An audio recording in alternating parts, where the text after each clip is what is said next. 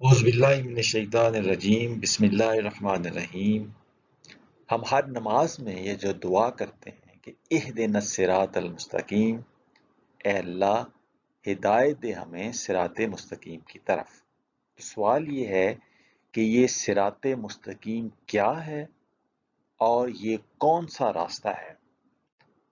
تو اس کو ہم قرآن مجید کی روشنی میں ڈھونڈنے کی کوشش کرتے ہیں۔ سب سے پہلے ہم لفظ صراط کا لغوی معنی دیکھتے ہیں۔ لفظ صراط کا لغوی معنی ہے راستہ، لیکن ایسا راستہ جو بالکل واضح ہو، کھلا، صاف، سیدھا اور آسان ہو، یعنی کنسپیکیوس ہو، روشن ہو، براڈ اور وائڈ ہو، کلیئر ہو، اس میں کوئی رکاوٹیں نہ ہو، اسٹریٹ ہو اور چلنے کے لیے آسان اور ایزی ہو۔ اسی طرح سے لفظ مستقیم کا جو لغوی معنی ہے لغت کے اعتبار سے، وہ ہے سیدھا، ہموار، متوازن اور درست یا ٹھیک، یعنی اسٹریٹ جس میں کوئی پیچ و خم نہ ہو، ایون جس میں کوئی اتار چڑھاؤ نہ ہو، اور متوازن یعنی ویل بیلنسڈ، اور درست یعنی ٹھیک جو واقعی منزل کے اوپر لے جانے والا ہو اور اپ رائٹ ہو۔ تو ایسے رستے کو مستقیم کہتے ہیں۔ تو مستقیم جو ہے وہ صراط کی صفت آئی ہے۔ اہدنا الصراط المستقیم جو آیت ہے اس میں صراط راستہ ہے، اور اس کی جو صفت آئی ہے وہ مستقیم آئی ہے، یعنی سیدھا، ہموار، متوازن اور درست راستہ۔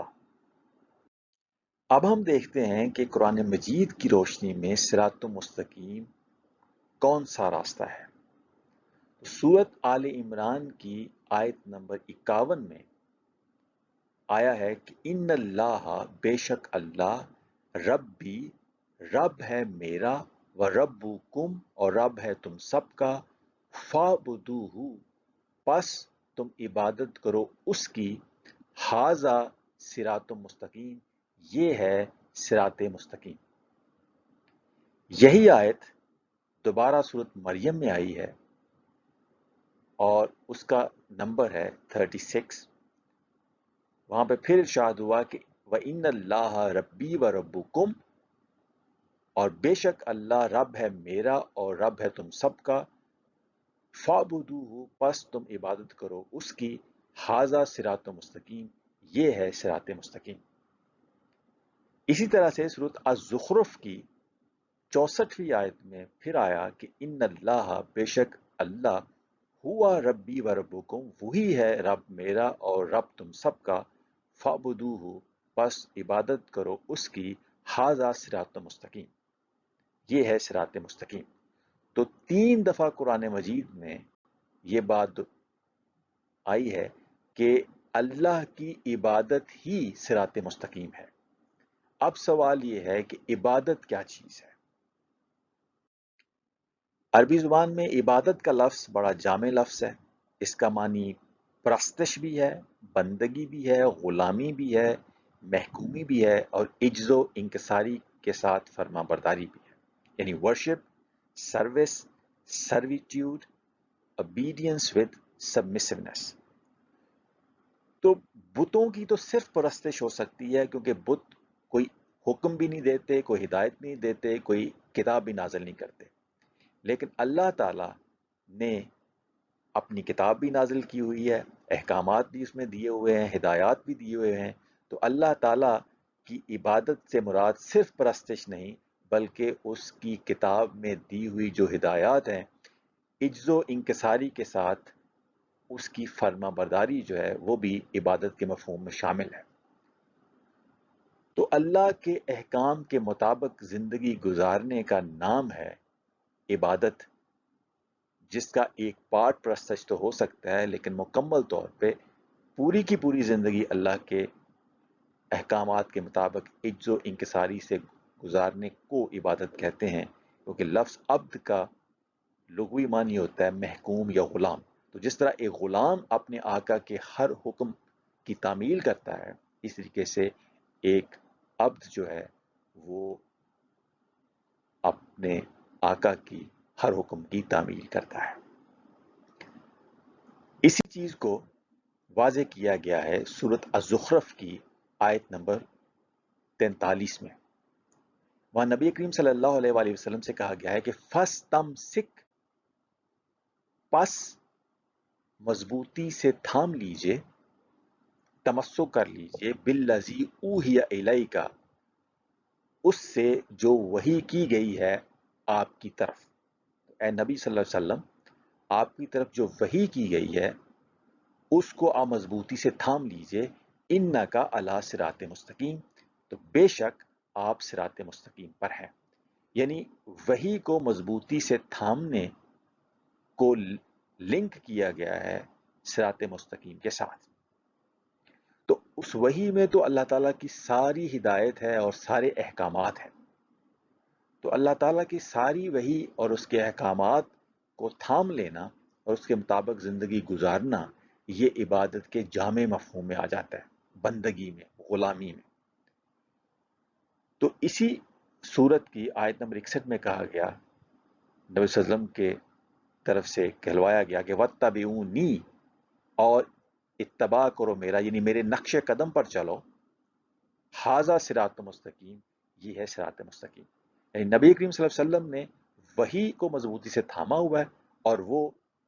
اسی وجہ سے صراط مستقیم پر ہیں، اور انہی کے نقش قدم پہ چلتے ہوئے اگر ہم بھی وحی کو مضبوطی سے تھام لیں گے اور اپنی زندگی اس کے مطابق گزاریں گے تو ہم بھی صراط مستقیم کے اوپر ہوں گے۔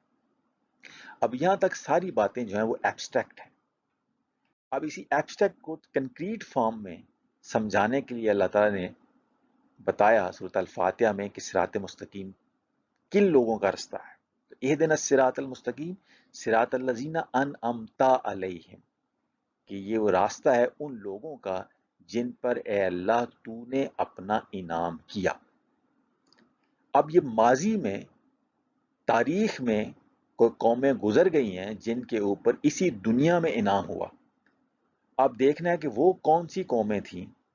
جو اس دنیا میں جن کے اوپر اللہ نے ماضی میں انعام کیا۔ تو یہ جو فکرہ ہے صراط الذین انعمت علیہم، اس میں یہ ہے، یہ ماضی کے بارے میں ہے کہ جن پر اے اللہ تو نے انعام کیا ماضی میں، ان کے رستے پہ ہمیں چلا۔ اب ہمیں دیکھنا یہی ہے اب کہ قرآن میں وہ کون سی قوم ہے اور کون سی نعمت ہے جس کا ذکر کیا گیا ہے جو ماضی میں جس کو وہ نعمت ملی، وہ نعمت کون سی ہے اور کس قوم کو ملی۔ یوں تو اللہ تعالیٰ کی بڑی نعمتیں ہیں، لیکن مجموعی طور پہ، اجتماعی طور پہ یا قومی طور پہ جس نعمت کا خاص طور پہ اللہ تعالیٰ نے ذکر کیا ہے قرآن مجید میں، وہ ہے اقوام عالم پہ فضیلت۔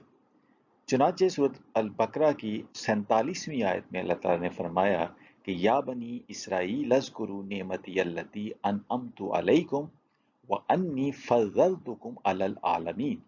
کہ اے بنی اسرائیل یاد کرو میری اس نعمت کو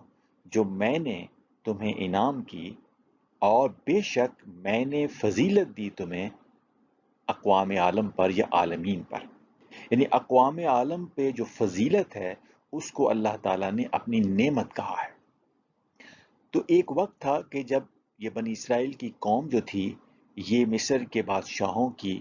غلام تھی جن کا لقب فرعون تھا، تو وہی بنی اسرائیل کی قوم جب وہ ان کی غلامی سے نکل کے جب اس قوم نے اللہ کی محکومی اختیار کی اور اللہ کے احکامات کے مطابق زندگی گزارنی شروع کر دی، حضرت موسیٰ علیہ السلام نے ان کی رہنمائی کی اور بنی اسرائیل کے مختلف انبیاء نے ان کی رہنمائی کی، تو وہی جو قوم تھی بنی اسرائیل کی اس کو اقوام عالم پہ فضیلت ملی اسی دنیا کی زندگی میں۔ اور اسی طرح سے جب مکے کے لوگ تھے تو اس وقت جب اسلام آیا تو اس وقت اسلام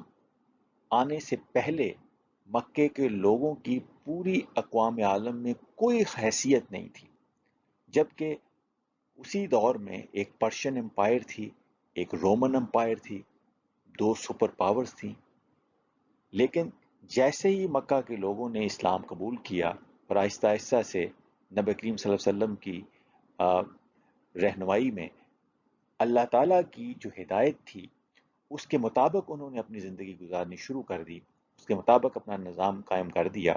تو آہستہ آہستہ وہی جو مکے والے لوگ تھے جو مسلمان ہوئے تھے ان کو اقوام عالم میں فضیلت ملی، اور ایک وقت آیا کہ مسلمان بھی اسی دنیا میں ان کو اقوام عالم میں فضیلت ملی۔ تو یہ جو نعمت ہے جس کا ذکر کیا گیا ہے قرآن مجید میں کہ صراط الذین انعمت علیہم، کہ اے اللہ میں ان لوگوں کے راستے پر چلا جن پر تو نے اپنا انعام کیا، تو ماضی میں جن قوموں کے اوپر اللہ تعالیٰ نے انعام کیا ہوا ہے اور اس انعام کی جو اجتماعی شکل ہے وہ ہے اقوام عالم پہ فضیلت، اس فضیلت کو لینے کے لیے جو رستہ ہے صراط مستقیم، اس کے لیے ہم ہر نماز میں دعا کرتے ہیں۔ تو وہ جو صراط مستقیم ہے جس کے لیے ہم نماز میں دعا کرتے ہیں، یہ ان لوگوں کا راستہ ہے کہ جن کے اوپر چل کر ماضی میں مختلف قومیں اقوام عالم پر فضیلت حاصل کر چکی ہیں۔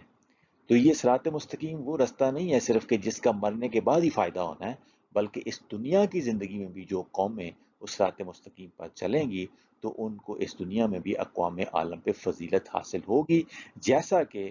مکے کے لوگوں کو فضیلت حاصل ہوئی اور جیسا کہ بنی اسرائیل کو فضیلت حاصل ہوئی۔ اور ان کو کب فضیلت حاصل ہوئی؟ جب انہوں نے اپنی زندگی کو اللہ کے حکام کے مطابق ڈھالا، یعنی اللہ کی بندگی میں وہ آ گئے، اللہ کی محکومیت میں آ گئے، کیونکہ قرآن مجید میں کہا ہے کہ وَمَن لَمْ يَحْكُمْ بِمَا أَنزَلَ اللَّهُ فَأُولَٰئِكَ هُمُ الْكَافِرُونَ، جو اللہ کے احکامات کے مطابق، اللہ کے نازل کی ہوئی چیز کے مطابق حکومت نہیں کرتے یا اپنے فیصلے نہیں کرتے تو وہی کافر ہے۔ تو یہ جو قومیں تھیں، بنی اسرائیل کی قوم یا مکے والے، تو ان کو فضیلت اس وقت اقوام عالم میں ہوئی جب انہوں نے اپنی زندگی کو اللہ کے احکام کے مطابق ڈھالا، اور جس کو مکمل بندگی کہا جاتا ہے، عبادت یا عبودیت کہا جاتا ہے۔ تو عبادت یا عبودیت محض پرستش نہیں، بلکہ یہ اللہ تعالیٰ کے احکام کے مطابق پوری زندگی ڈھالنے کا نام ہے، پورے نظام کو قائم کرنے کا نام ہے، اور جو قوم اس کو کر لیتی ہے اس کو اس دنیا میں اقوام عالم کے اوپر فضیلت مل جاتی ہے۔ تو اللہ تعالیٰ نے ہمیں قرآن مجید میں یہ دعا سکھائی ہے جس کو ہم ہر نماز میں پڑھتے ہیں کہ اللہ ہمیں